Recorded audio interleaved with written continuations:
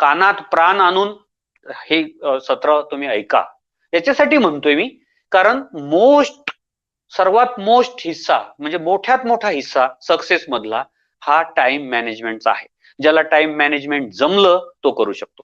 उदाहरणार्थ माझ्यावरून तुम्हाला सांगतो का गेल्या 25 वर्षापासून 26 वर्षापासून मी या क्षेत्रामध्ये आहे.